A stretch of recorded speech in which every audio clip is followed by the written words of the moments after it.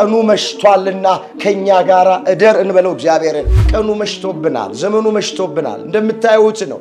ትንቢቱ እየተፈጸመ ነው። ምሳሌው እየደረሰ ነው። ሁላችንም በኑራችን ደስተኞች አይደለን። በሀገራችን ጉዳይ ደስተኞች አይደለንም። በቤተ ክርስቲያናችን ጉዳይ ደስተኞች አይደለንም። በግል ሕይወታችን ደስተኞች አይደለን። እንደነዚህ መንገደኞች ኢየሱስ ክርስቶስን እንጋብዘው። ከኛ ጋር እደር ብለን ግድ እንበለው። ያኔ እሱ ወደ ቤታችን ሲገባ ደስታ ይዞ ይገባል፣ በረከት ይዞ ይገባል፣ ሰላም ይዞ ይገባል፣ እረፍት ይዞ ይገባል። መፍትሄው ይሄ ብቻ ነው። ይገባል። እንኳን እኛ ጠይቀነው ነው። ደጃችን ላይ ቆሞ እኮ ያንኳኳ እኮ ነው። አንዳንዶቻችን እኮ አልከፍት ስላልን እኮ ነው። እነሆ በደጅ ቆሜ ያንኳኳለሁ፣ ማንም ድምፄን ሰምቶ በሩን ቢከፍትልኝ ወደ እርሱ ገባለሁ፣ ከእሱ ጋራ ራት እበላለሁ፣ እሱም ከኔ ጋራ ራት ይበላል ተብሎ ተጽፏል። ማንንም ሰው አስገድዶ ክፈት አይል። ወደንና ፈቅደን ለእግዚአብሔር ከከፈትን እሱ ይገባል፣ ወደ ቤታችን ይገባል።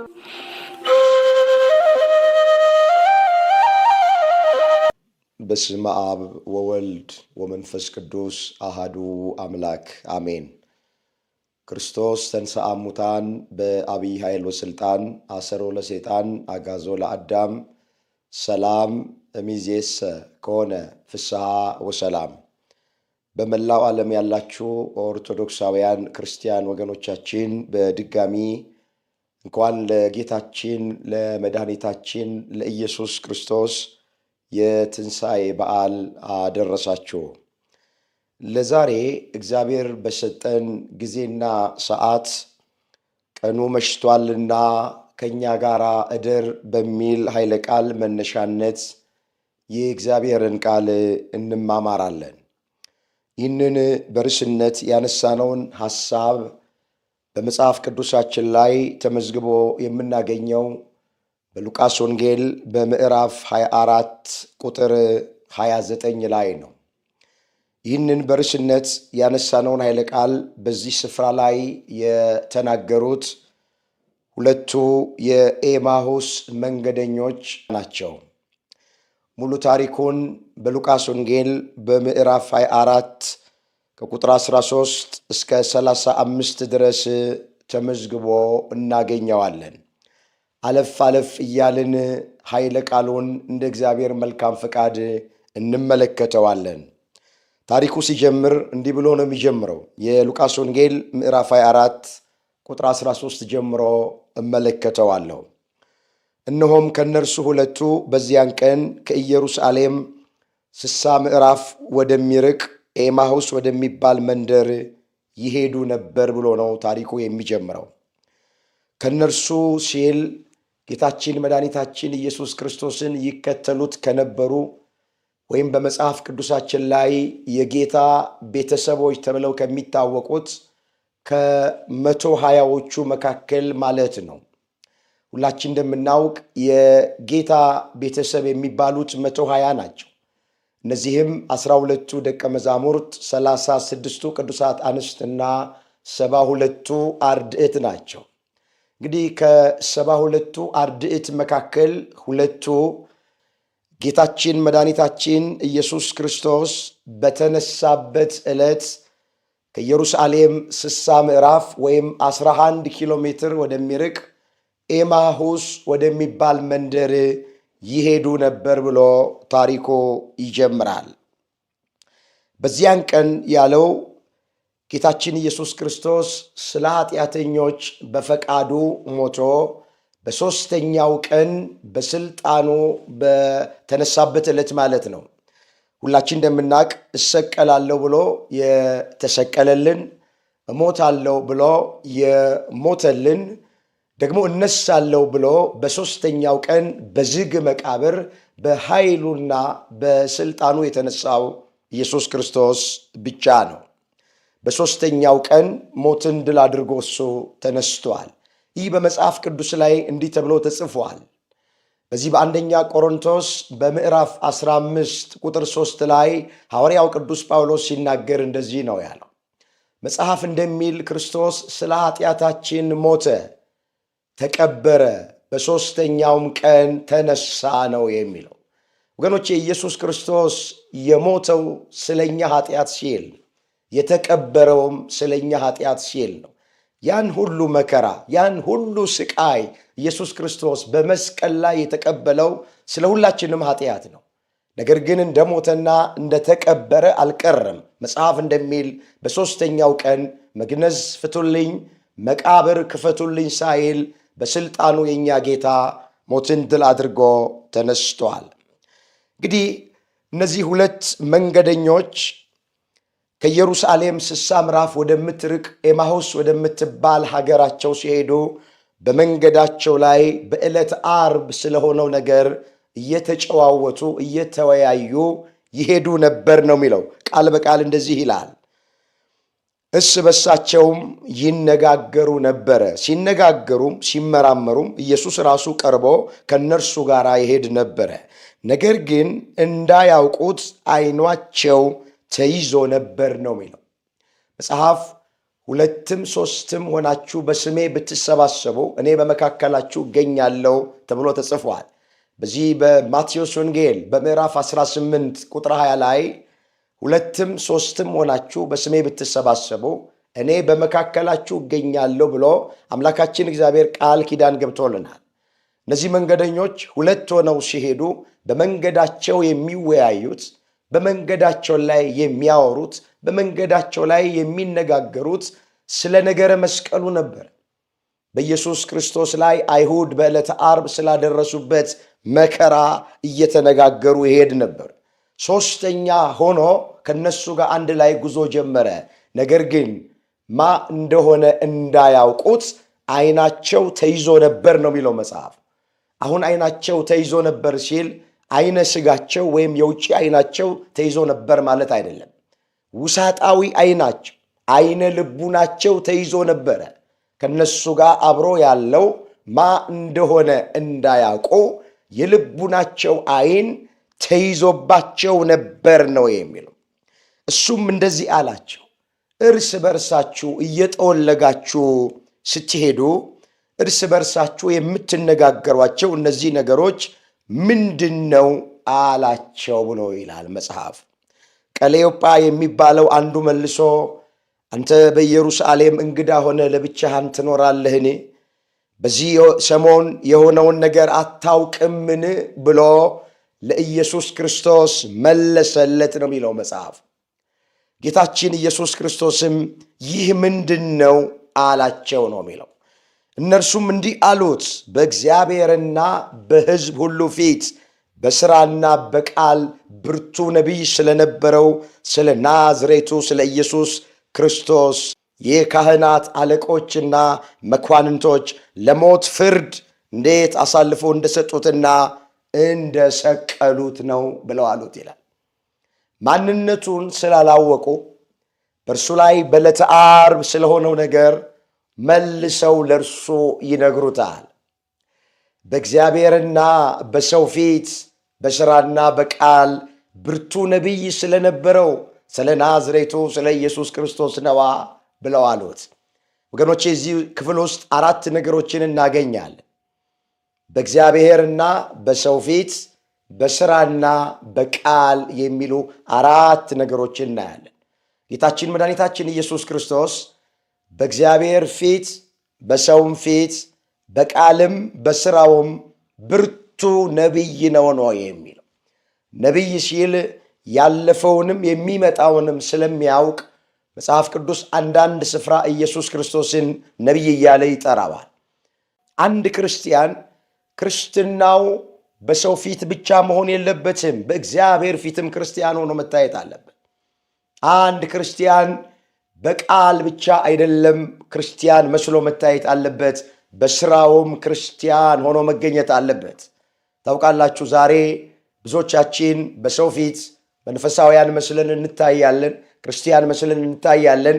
ነገር ግን በእግዚአብሔር ፊት ስንታይ ሌላ ሰዎች ነን። በቃላችን ስንናገር ክርስቲያን መስለን እንታያለን። ነገር ግን ስራችን ሲመለከት የአሕዛብ አይነት ስራ ያለን አንዳንድ ሰዎች አለ። ይህ ታሪክ የሚያስተምረን ክርስቲያን በእግዚአብሔርም በሰውም ፊት በቃሉም በስራውም ክርስቲያን መሆን፣ መንፈሳዊ መሆን፣ እውነተኛ መሆን እንዳለበት የእነዚህ መንገደኞች ታሪክ ያስተምረናል። ሐዋርያው ቅዱስ ጳውሎስ በዚህ በሁለተኛ ቆሮንቶስ መልእክቱ ምዕራፍ 8 ቁጥር 20 ላይ እንዲህ ብሎ ነው የተናገረው። ስለምናገለግለው ስለዚህ ለጋስ ስጦታ ማንም ሰው እንዳይነቅፈን እንጠነቀቃለን አለ። በሰው ፊት ብቻ አይደለም፣ በጌታም ፊት፣ በጌታ ፊት ብቻ አይደለም፣ በሰው ፊትም ጭምር ነው ያለው። ስለዚህ ይሄ ድምፅ የሚሰማቸው ኦርቶዶክሳውያን በሙሉ ክርስትናችን በሰው ፊት ብቻ መሆን የለበትም፣ በእግዚአብሔር ፊትም ክርስቲያን መሆን አለ። ጽድቃችን በሰው ፊት ብቻ መሆን የለበትም፣ በእግዚአብሔር ፊትም ጽድቃችን መገለጥ መቻል አለበት።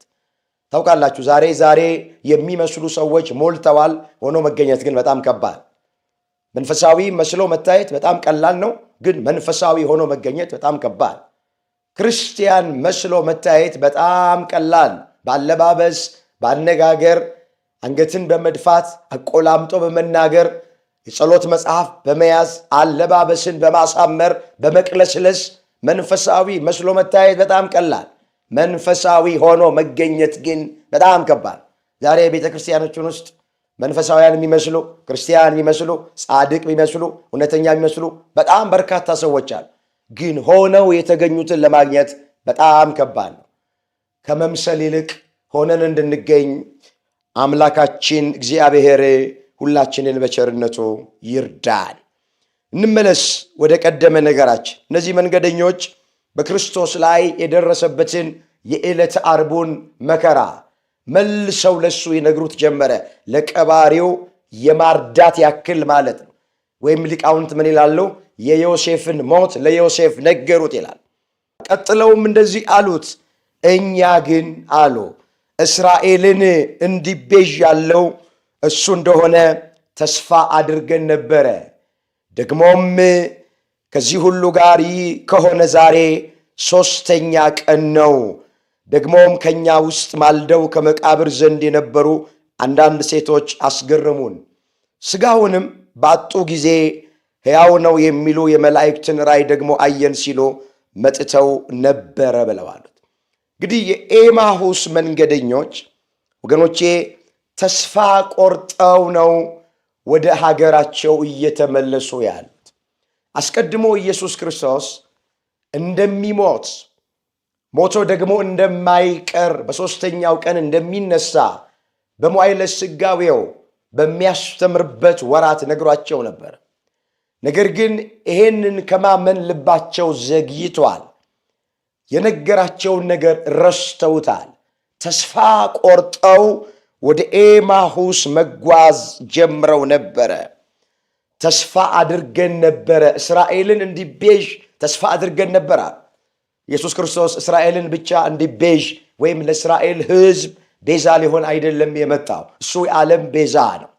በሞቱ ለሁላችን ሕይወት ሊሰጠን ነው ክርስቶስ ከድንግል ማርያም ተወልዶ ወደዚህ ምድር የመጣው። መራራው ሐሞትና ከርቤን ጠጥቶ ሁላችንን ጣፋጩን ወይን ሊያጠጣን ነው ኢየሱስ ክርስቶስ ወደዚህ ምድር የመጣው። ለአንድ ወገን፣ ለአንድ ጎሳ፣ ለአንድ ሀገር፣ ለአንድ ቋንቋ ተናጋሪ አይደለም ኢየሱስ ክርስቶስ ቤዛ ለመሆን የመጣው። እስራኤልን እንዲቤዥ እንዳለው እናውቃለናል። እሱ እስራኤልን ብቻ አይደለም የሚቤዠው፣ ዓለምን ሁሉ ሊቤዥ የመጣ አምላክ ነው። ስሙ የተመሰገነ ይሁን። ተስፋ አድርገነው ነበረ። ይሄ ቃል ምንድን ነው የሚያመለክተን? ተስፋ እንደቆረጡ፣ የነገራቸውን እንዳላመኑ፣ ልባቸው ከማመን እንደዘገየ የሚያጠይቅ ቃል ነው። ወገኖቼ ለዚህ ኤማውስ መንገደኞች ሉቃስና ቀለዮጳ ተስፋ የቆረጡት በአይሁድ ላይ አይደለም። ተስፋ የቆረጡት በወታደሮቹ ላይ አይደለም። ተስፋ የቆረጡት በደቀ መዛሙርቱ ላይ አይደለም። ተስፋ የቆረጡት በኢየሱስ ክርስቶስ ላይ ነው።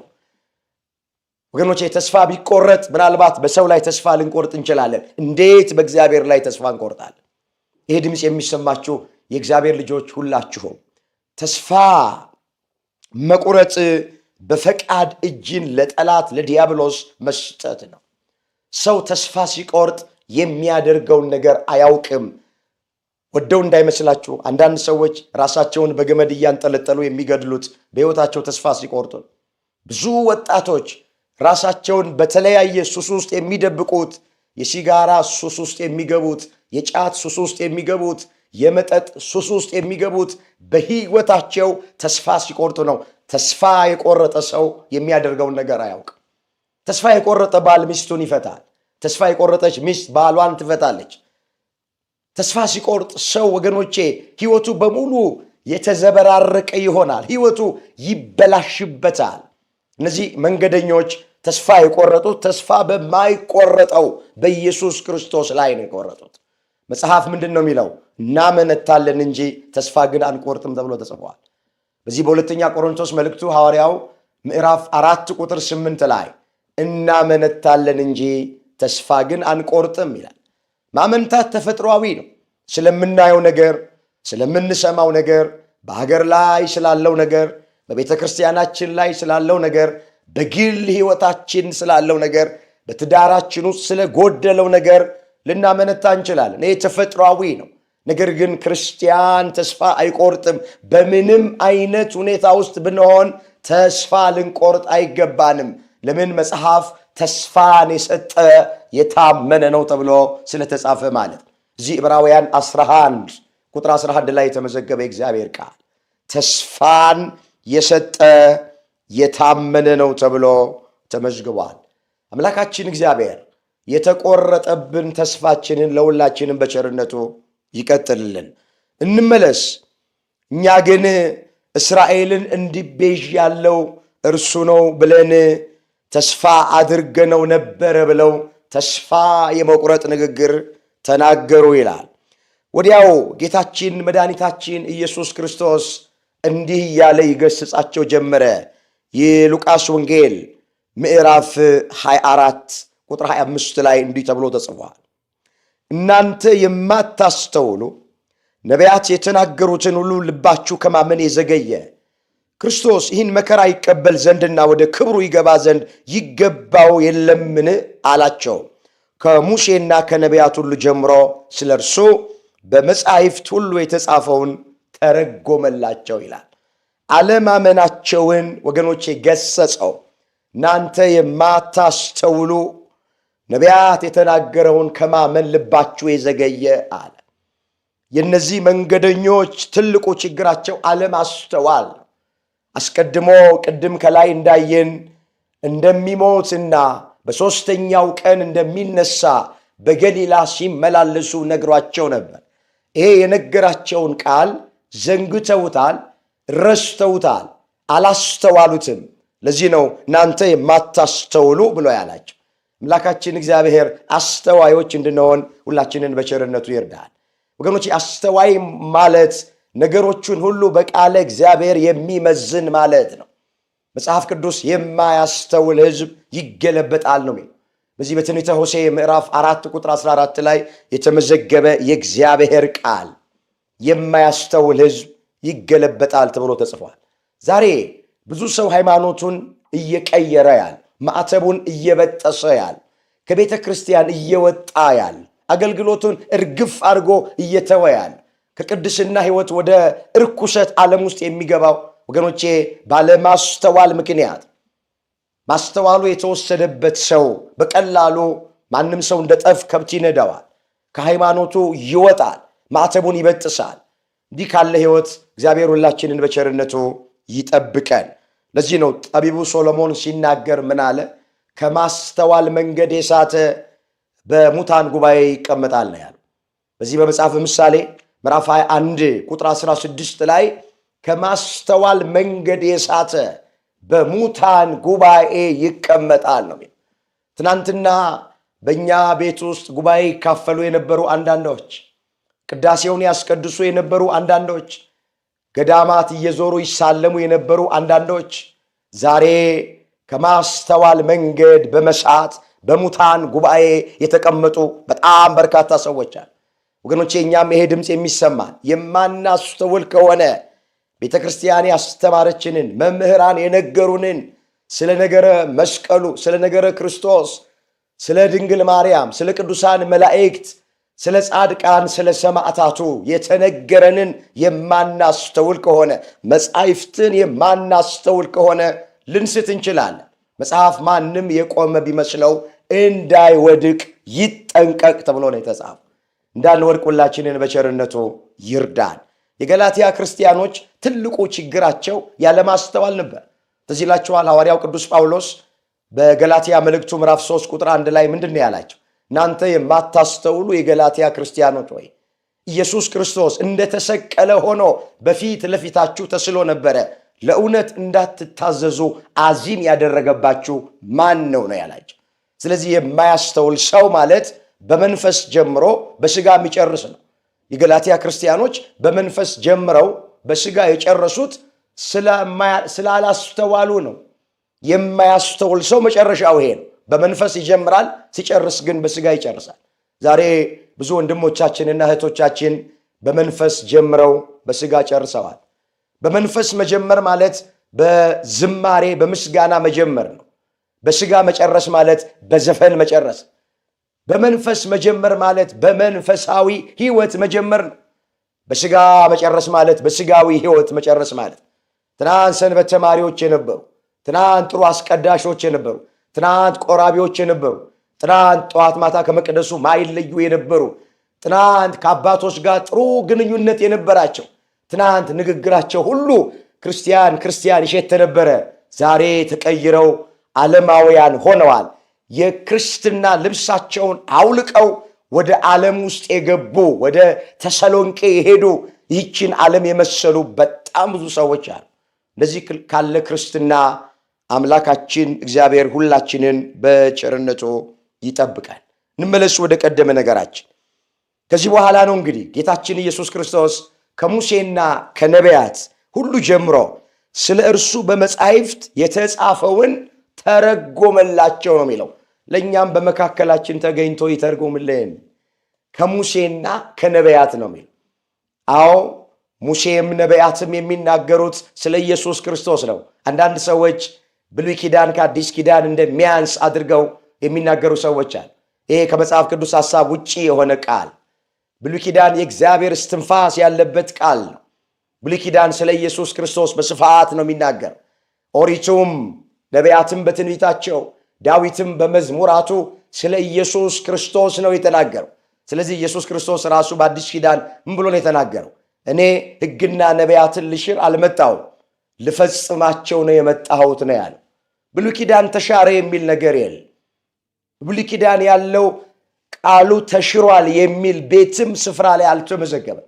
አንዳንድ ሰዎች ግን ባለማወቅ ብሉይ ኪዳንን ስትጠቅሱላቸው፣ ስለ ብሉይ ኪዳን ስትነግሯቸው ይሄማ የተሻረ ነው ይሏቸዋል። ኬት አግኝተውት ነው? ኬት አምጥተውት ነው? ጠይቋቸው። ብሉይ ኪዳንም ከአዲስ ኪዳን አያንስም። ብሉይ ኪዳን ማለት በአዲስ ኪዳን የሚሆኑትን ነገር እግዚአብሔር መንፈስ ቅዱስ ጸጋውን ላበዛላቸው ለነቢያቱ ነግሯቸው እነሱ የተናገሩት የተፈጸሙ ትንቢቶች አሉ። ገና ወደፊት የሚፈጸሙ ትንቢቶችም አሉ።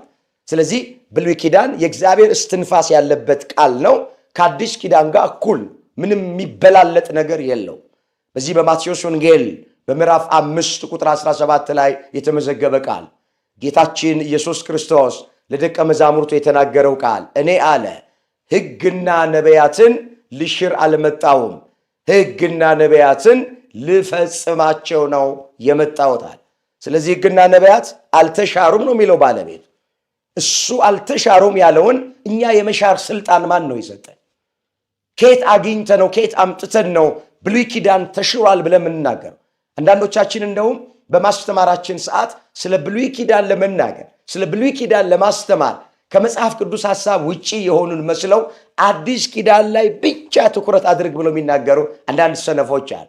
በዚህ መንገድ ላሉት ወገኖቻችን እግዚአብሔር ልብና ማስተዋል ሰጥቶ ይመልስልን። ከዚህ በኋላ በሉቃስ ወንጌል በምዕራፍ 24 ቁጥር 28 ጀምሮ እንዲህ ተብሎ ነው የተመዘገበው። ወደሚሄዱበትም መንደር ቀረቡ ይላል። እርሱም ሩቅ የሚሄድ መሰላቸው። እነርሱም ከእኛ ጋር እደር ማታ ቀርቧልና አሉት። ሊመሽም ጀምሯል ብለው ግድ አሉት። ከእነርሱም ጋር ሊያድር ገባ ነው የሚለው። እንግዲህ በመንገዳቸው ላይ ያስተማራቸው ከሙሴና ከነቢያት እየጠቀሰ ስለ እርሱ እየነገራቸው ልባቸው እየቀለጠ ሐሴት እያደረጉ ደስ እያላቸው ስለመጡ ትምህርቱ እንዳይቋረጥባቸው ወደ ቤት በእንግድነት ካልገባህ ብለው ግድ አሉት። ቀኑ መሽቷልና ማታ ቀርቧልና ከኛ ጋር እደር አሉት። የብርሃን አምላክ መሆኑን አላወቁትም፣ አልተረዱትም፣ ዓይናቸው ተይዟልና። መጽሐፍ ምንድን ነው የሚለው? በዚህ በዳዊት መዝሙር በመዝሙር 138 ቁጥር 12 ላይ ጨለማ በአንተ ዘንድ አይጨልምም፣ ሌሊትም እንደ ቀን ታበራለች ነው የሚለው። ወገኖቼ በሱ ዘንድ ጨለማ አትጨልምም፣ ሌሊትም እንደ ቀን ታበራለች። እሱ የብርሃን ጌታ ነው። እሱ የብርሃን አምላክ ነው። በዮሐንስ ወንጌል በምዕራፍ 8 ቁጥር 12 ላይ እኔ የዓለም ብርሃን ነኝ ብሏል። ኢየሱስ ክርስቶስ የዓለም ብርሃን ነው። እውነተኛ ብርሃን ነው። ጠፈር ደፈር ማይከለክለው እውነተኛ ብርሃን፣ ከብርሃን የተገኘ ብርሃን ነው። ጸሎተ ሃይማኖት በሚባለው ድርሰታቸው ላይ አባቶቻችን እንደተናገሩት ማለት ከብርሃን የተገኘ እውነተኛ ብርሃን፣ ከእውነተኛ አምላክ የተገኘ እውነተኛ አምላክ ነው። ይህንን አልተረዱትም። ስለዚህ ቀኑ መሽቷል አሉት፣ ጨልሟል አሉት።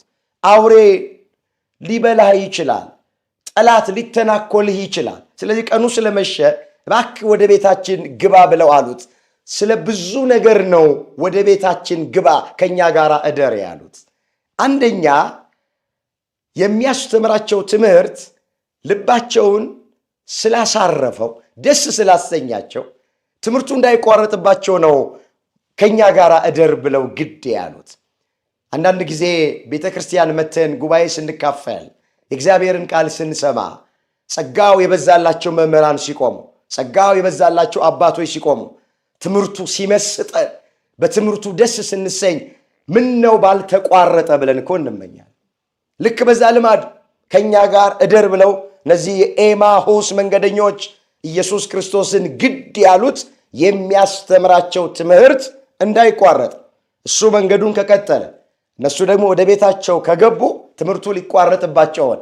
ስለዚህ ትምህርቱ እንዳይቋረጥ እባክህ ወደ ቤት ግባ ከኛ ጋር እደር ብለው ግድ አሉት። ሁለተኛ ከኛ ጋር እደር ያሉት እንግዳን ለመቀበል። ታውቃላችሁ መጽሐፍ ቅዱስ እንግዳን መቀበል ትልቅ በረከት፣ ትልቅ ዋጋ እንዳለው በብሉይ ኪዳንም በአዲስ ኪዳንም በብዙ ስፍራ ላይ ተመዝግቧል። ጥቂቱን እስኪ እግረ መንገድ እናንሳ። በዚህ በማቴዎስ ወንጌል በምዕራፍ 25 ቁጥር 35 ጀምሮ ስንመለከት ጌታችን ኢየሱስ ክርስቶስ ዳግም ለፍርድ ሲመጣ በቀኝ በኩል ያሉትን እንደዚህ ነው የሚላቸው፣ እናንተ የአባቴ ብሩካን፣ ብራብ አብልታችሁኛል፣ ብጠማ አጠጥታችሁኛል፣ ብታረዝ አልብሳችሁኛል፣ እንግዳ ሆኜ ብመጣ ተቀብላችሁኛል። ስለዚህ ሁላችሁ እንግዳ መቀበል ወደ መንግሥተ ሰማያት ከሚያስገቡትና ከሚያስወጡት ነገሮች መካከል አንደኛው። በግራ በኩል ያሉትን ምንድን ነው የሚላቸው? እናንተ እርጉማን ለሰይጣንና ለመላእክቱ ወደ ተዘጋጀው ወደ ዘላለም ገሃነመ እሳት ሂዱ። ብራብ አላበላችሁኝም፣ ብጠማ አላጠጣችሁኝም፣ ብታረዝ አላለበሳችሁኝም፣ እንግዳ ሆኜ በመጣ አልተቀበላችሁኝም ይላል። ኃጢአተኞች ሁልጊዜ ምክንያተኞች ናቸው። ጌታ ሆይ ይሉታል። ተርበ አይተን መቼ አላበላም አልን? ተጠምተህ አይተን መቼ አላጠጣህም አልን? እንግዳ ሆነ መጥተህ መቼ አልቀበል አልን ይሉታል። ክርስቶስ መልሶ እንደዚህ ይላቸዋል፣ ከነዚህ ከተናናሾች ለአንዱ ያደረጋችሁት ለእኔ እንዳደረጋችሁ ነው የሚቆጠር። ከነዚህ ከተናናሾች ለአንዱ ደግሞ ያላደረጋችሁት ለእኔ እንዳላደረጋችሁ ይቆጠራል ነው የሚላቸው። የእግዚአብሔር ልጆች ይሄ ድምፅ የሚሰማችሁ ሁላችሁ ለድሃ ቸርነት ስናደርግ ለእግዚአብሔር እያበደርን ነው። በጎነቱንም እሱ መልሶ ይከፍለናል። ከነዚህ ከተናናሾች ለአንዱ ያደረጋችሁት ለእኔ እንዳደረጋችሁ ይቆጠራል አለ ጌታ። ስለዚህ የተራበውን ስናበላ፣ የተጠማውን ስናጠጣ፣ የታረዘውን ስናለብስ፣ እንግዳ ስንቀበል የተቀበልነው እግዚአብሔርን ነው፣ የተቀበልነው አምላካችን ነው። ቅዱስ ጳውሎስም ቢሆን እንግዳ ስለመቀበል እንዲህ ብሎ ተናግሯል። ዕብራውያን 13 ቁጥር 1 ላይ የተመዘገበ እግዚአብሔር ቃል እንግዶችን መቀበል አትርሱ፣ አንዳንዶች ሳያውቁ መላእክትን በእንግድነት ተቀብለዋል ነው የሚለው። አምላካችን እግዚአብሔር እንደቀደሙት አባቶቻችን እንግዳ በመቀበል በረከት እንድናገኝ ሁላችንን በቸርነቱ ይርዳን። እንመለስ ወደ ቀደመ ነገራችን። እሺ ብሎ ከነርሱ ጋር ሊያድር ገባ። ከነርሱ ጋር በማዕድ ተቀምጦ ሳለ እንጀራውን አንስቶ ባረከ፣ ቆርሶም ሰጣቸው። ዓይናቸውም ተከፈተ፣ አወቁትም፣ እርሱም ከነርሱ ተሰወረ ነው። ማዕድ አቀረቡለት። ማዕድ ካቀረቡ በኋላ ባርክልን አሉት። አዎ መባረክ ለእንግዳ ነው የሚሰጠው። በእኛ ቤተ ክርስቲያን ስርዓት ማዕድ ከቀረበ በኋላ ካህን ካለ ካህን ይባርካል። ካህን ከሌለ አዎ በዕድሜው የገፋ ሰው ታላቅ የሆነ ሰው ይባርካል። ከባረከ በኋላ ቁራሽ ቆርሶ ይሰጠናል። ይሄ መጽሐፍ ቅዱሳዊ ነው። እግረ መንገዳችንን አንዳንድ ሰዎች ከየት የመጣ ልማድ ነው ብለው የሚቃወሙ ሰዎች አሉ። ጌታችን ኢየሱስ ክርስቶስን አብነት አድርገን ነው ማዕድ ከቀረበ በኋላ ካህኑ ማዕዱን ባርኮት ቆርሶ የሚሰጠን። ያችን ቁራሽ እኛም የምንቀምሰው ከኢየሱስ ክርስቶስ ተምረን ነው። ከኔ ተማሩ ነው ያለን። በዚህ በማቴዎስ ወንጌል ምዕራፍ 11 ቁጥር 29 ላይ ከኔ ተማሩ አለ፣ እኔ የዋህ በልቤም ትሑት ነኝ። ወገኖች እያንዳንዱን ነገር ከኃጢአት በስተቀረ አድርጎ ያለን ያስተማረን ባለቤቱ ኢየሱስ ክርስቶስን። ስለዚህ ማዕድ ቀርቦ መጸለይን ያስተማረን እሱ ነው። ማዕዱ ከተጸለየበት ከተባረከ በኋላ ቁራሽ ቆርሶ መስጠትን ያስተማረን እሱ ነው። ስለዚህ ይሄንን ስራ ስንፈጽም ይሄ ነገር ትዝ ሊለን ይገባል። መጽሐፍ ቅዱሳዊ እንደሆነ ልንረዳው ይገባል። ወዲያው ያችን ቁራሽ ሲቀምሷት አዎ አይነ ልቡናቸው ተከፈተ፣ አይነ ልቡናቸው በራ ይላል። አይናቸው ተከፈተ ሲል ስጋዊ አይናቸው አይደለም፣ የውጫዊ አይናቸው አይደለም፣ የልቡናቸው አይን ማስተዋል ጀመሩ ማለት ነው። አምላካችን እግዚአብሔር የልባችንን አይን በቸርነቱ ለሁላችንም ያብራልን። ብዙ ሰዎች አይነ ስጋቸው ያያል፣ አይነ ልቡናቸው ግን ታውሯል። ስለዚህ ማስተዋል የማንችለው እግዚአብሔርን ደስ እያሰኘን መኖር ያቃተን የልቡናችን አይን ወይም ውሳጣዊ አይናችን ስለታወረብን ነው። ይሄ የልቡናችንን አይን አሁንም አምላካችን እግዚአብሔር ለሁላችንም በቸርነቱ ያብራልን። ወዲያው ያችን ቁራሽ ሲቀምሷት አይናቸው በራ። የተባረከ እንጀራ ወገኖቼ አይንን ያበራል። አዎ አይናቸው በራ። የዚህን ጊዜ እሱም ወዲያው ተሰወራቸው ይላል። እንደዚህ አሉ። እነሱም እርስ በርሳቸው በመንገድ ሲናገረን መጻሕፍትን ሲከፍትልን ልባችን ይቀልጥብን አልነበረምን ተባባሉ። በዚያችም ሰዓት ተነስተው ወደ ኢየሩሳሌም ተመለሱ። ይህንን የምስራች ይዘን ይህን መልካም ዜና ይዘን እዚህ መቀመጥ የለብንም ብለው እንደገና ከኤማሁስ ወደ ኋላ 11 ኪሎ ሜትር ወደ ኢየሩሳሌም ተመለሱ። ለባልንጀሮቻቸው ለደቀ መዛሙርቱ ለሐዋርያቱ አዎ ያዩትና የሰሙትን ነገር ለመተረክ ለመናገር እንደገና ወደ ኋላ ተመለሱ ነው የሚለው። ወገኖች የኛ ቤተክርስቲያን መተን ጉባኤ ተካፍለን የእግዚአብሔርን ቃል አድምጠን የተጽናናንበትን ቃል ያረፍንበትን ቃል የምስራቹን ወንጌል ወደ ቤታችን ስንሄድ እቤት ላሉ ወንድሞቻችንና እህቶቻችን መመስከር መቻል አለን። እኛ የተጽናናንበትን ቃል ሌሎች ወንድሞቻችን እንዲጽናኑ፣ እኛ ያረፍንበት ቃል ሌሎቹ እንዲያርፉበት እንደነዚህ መንገደኞች ወገኖቼ መመስከር መቻል አለብን። ብዙዎቻችን የጋን ውስጥ መብራት ነን። ብዙ የእግዚአብሔር ቃል እናውቃለን፣ ጉባኤ እንካፈላለን፣ ቃሉን እንሰማለን። ነገር ግን እኛ ያወቅነውን ማሳወቅ አንወድም። እኛ የቀመስነውን ሌሎቹ እንዲቀምሱ ማድረግ አንወድም። እነዚህ መንገደኞች የሚያስተምሩን ክርስቶስን አግኝተውት ማዕዱን ባርኮ ቆርሶ ከሰጣቸው በኋላ አይናቸው ከተከፈተ በኋላ እሱ መሆኑን ከተረዱት በኋላ ቁጭ አላሉም። ወደ ኋላ ተመለሱ። ለባልንጀሮቻቸው ለደቀ መዛሙርቱ ለሐዋርያቱ ያዩትና የሰሙትን ለመመስከር ማለት ነው። እኛም ያየኑና የሰማነውን እውነት ለሌሎቹ በቢሮ ውስጥ፣ በጎረቤት፣ በቤታችን በተሰማራንበት መስክ ሁሉ የምስራቹን እንድንመሰክር የምስራቹን እንድንሰብክ ቸሮ አምላካችን እግዚአብሔር ይርዳል። ይህ ሐዋርያው የቅዱስ ጳውሎስ መልእክት ወደ ሮሜ ሰዎች ምዕራፍ 10 ቁጥር 15 ላይ እንደዚህ ይላል፣ የምስራች የሚያወሩ እግሮቻቸው እንዴት ያማሩ ናቸው ነው የሚል። የምስራች ነው ማውራት ያለብን። ሁልጊዜ መርዶ ብቻ የምናረዳ መሆን የለብንም። ክፉ ነገር ብቻ የምንናገር መሆን የለብንም። የምስራቹን ወንጌል ያዘኑ የሚጽናኑበትን፣ የተጨነቁ ሰዎች ከጭንቀታቸው የሚረጋጉበትን፣ ተስፋ የቆረጡ ሰዎች ተስፋቸው የሚቀጠልበትን፣ የአልቃሾች እንባ የሚታበስበትን የምስራቹን ቃል ወገኖቼ ለሌሎች ወንድሞቻችንና እህቶቻችን መመስከር አለብን። እነዚህ የኤማሁስ መንገደኞች ኢየሱስ ክርስቶስን ካወቁት በኋላ ካገኙት በኋላ ሳይውሉ ሳያድሩ ወደ ኋላ ወደ ኢየሩሳሌም ተመለሱ።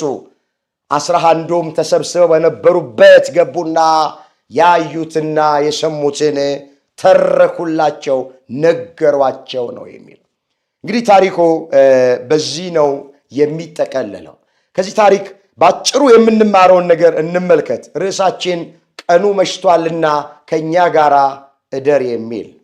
ወገኖቼ እኛም ቀኑ መሽቶብናል፣ ዘመኑ መሽቶብናል። እንደምታዩት ነው። ትንቢቱ እየተፈጸመ ነው። ምሳሌው እየደረሰ ነው። አይኖቻችን የሚያዩት ጆሮቻችን የሚሰሙት ነገር ደስ አይል። ሁላችንም በኑራችን ደስተኞች አይደለንም። በሀገራችን ጉዳይ ደስተኞች አይደለንም። በቤተ ክርስቲያናችን ጉዳይ ደስተኞች አይደለንም። በግል ሕይወታችን ደስተኞች አይደለንም። ማነው ዛሬ በትዳሩ ደስተኛ? ማነው ዛሬ በስራው ደስተኛ? ማነው ዛሬ በልጆቹ ደስተኛ? ማነው በኑሮ ዛሬ ደስተኛ? ደስታ ከብዙዎቻችን ርቋል። እንደነዚህ መንገደኞች ኢየሱስ ክርስቶስን እንጋብዘው፣ ከኛ ጋር እደር ብለን ግድ እንበለው። ያኔ እሱ ወደ ቤታችን ሲገባ ደስታ ይዞ ይገባል፣ በረከት ይዞ ይገባል፣ ሰላም ይዞ ይገባል፣ እረፍት ይዞ ይገባል። መፍትሄው ይሄ ብቻ ነው። ቀኑ መሽቷልና ከኛ ጋር እደር እንበለው። እግዚአብሔርን ይገባል። እንኳን እኛ ጠይቀን ነው። ደጃችን ላይ ቆሞ እኮ እያንኳኳ እኮ ነው። አንዳንዶቻችን እኮ አልከፍት ስላልን እኮ ነው። ምንድን ነው የሚለው መጽሐፍ? እነሆ በደጅ ቆሜ አንኳኳለሁ፣ ማንም ድምፄን ሰምቶ በሩን ቢከፍትልኝ ወደ እርሱ ገባለሁ፣ ከእሱ ጋር ራት እበላለሁ፣ እሱም ከኔ ጋር ራት ይበላል ተብሎ ተጽፈዋል። እዚህ ራዕየ ዮሐንስ ምዕራፍ 3 ቁጥር 20 ላይ የተመዘገበ እግዚአብሔር ቃል እነሆ በደጅ ቆሜ አንኳኳለዋል። ወገኖቼ የሚያንኳኳው የልባችን ደጃፍ ላይ ማንም ሰው አለ ድምፄን ሰምቶ በሩን ቢከፍትልኝ፣ የልቡናውን በር ቢከፍትልኝ ወደ እርሱ እገባለሁ አለ። ወገኖቼ እግዚአብሔር የነጻነት አምላክ ማንንም ሰው አስገድዶ ክፈት አይልም። ወደንና ፈቅደን ለእግዚአብሔር ከከፈትን እሱ ይገባል፣ ወደ ቤታችን ይገባል። ከእሱ ጋር እራት እበላለሁ አለ። እሱ የሚበላ አምላክ ሆኖ አይደለም፣ የሚበላውን እባርክለታለሁ ማለት ነው። ምን በላውን ይባርክልን? ስራችንን ይባርክልን፣ ኑራችንን ይባርክልን። ከእሱ ጋር እራት እበላለሁ፣ እሱም ከኔ ጋር እራት ይበላላል። ስለዚህ ከኛ ጋር እደር ብለነው ይቀርና እሱ ከኛ ጋር ማደር ስለሚፈልግ ሁል ጊዜ ይኸው በቃሉ የልባችንን ደጅ የልባችንን በር እያንኳኳ ነው ያለ። ባካችሁ ለብዙ ዘመን አልከፈትንም። አሁን ልባችን በቃሉ ይሸነፍ፣ ለእግዚአብሔር እንክፈት፣ እግዚአብሔርን እሺ እንበለው። አንዳንድ ሰዎች ለጠላት ለዲያብሎስ ከፍተዋል ልባቸውን፣ ለእግዚአብሔር ግን እስካሁን ድረስ አልከፈቱም። ሐዋርያው ቅዱስ ያዕቆብ በመልእክቱ ምዕራፍ 4 ቁጥር 7 ላይ ዲያብሎስን ተቃወሙት ከእናንተ ይሸሻል፣ ወደ እግዚአብሔር ቅረቡ እሱም ወደ እናንተ ይቀርባል። ወገኖች እግዚአብሔር ከቀረብነው ይቀርበናል፣ ከከፈትንለት ይገባል። አስገድዶ ግን ምንም አያደርግም። እሳትና ውሃ በፊት አቅርቤልሃለሁ፣ እጅህን ወደ ወደድከው ስደድ ነው የሚል። የነጻነት አምላክ ነው። እንኳን ለጥቅማችንም ቢሆን እግዚአብሔር አያስገድድን። ስለዚህ ሁል ጊዜ ድምፁን ስንሰማ፣ ሁል ጊዜ ቃሉን ስናዳምጥ እንክፈት የልባችንን በር። በር ላይ ቆሞ የሚያንኳኳው አምላክ ፍቅር ይዞ ነው የሚያንኳኳው፣ ሰላም ይዞ ነው የሚያንኳኳው፣ በረከት ይዞ ነው የሚያንኳኳው፣ ደስታ ይዞ ነው የሚያንኳኳው አምላካችን። ስንከፍትለት ፍቅር ወደ ቤታችን ይገባል፣ ሰላም ወደ ቤታችን ይገባል፣ ደስታ ወደ ቤታችን ይገባል። ቀኑ መሽቷልና ከኛ ጋር እደር አሉት። ገብቶ ከነሱ ጋር አደረ። ማዕድ ቀረበ፣ ባርኮ ሰጣቸው፣ አይናቸው ተከፈተላቸው ነው የሚለው። የእኛንም የልባችንን አይን አምላካችን እግዚአብሔር በቸርነቱ ይክፈትልን። እነዚህ መንገደኞች በዝለት ከኢየሩሳሌም ወደ ኤማሁስ ሄደዋል። እንደገና ወደ ኢየሩሳሌምም ተመልሰዋል። ወደ ኤማሁስ ዝለው የሄዱትን ወገኖቻችንን ወደ ኢየሩሳሌም ወደ ቤተ ክርስቲያን በቸርነቱ ይመልስልን። ያስተማረን የመከረን የገሰጸን የአባቶቻችን አምላክ እግዚአብሔር ስሙ ለዘላለም የተመሰገነ ይሁን። ቀኑ መሽቷልና ከኛ ጋር እደር። አምላካችን እግዚአብሔር ሁልጊዜም ከኛ ጋር ይሁንልን። የሁላችንን መጨረሻ እግዚአብሔር ያሳምር።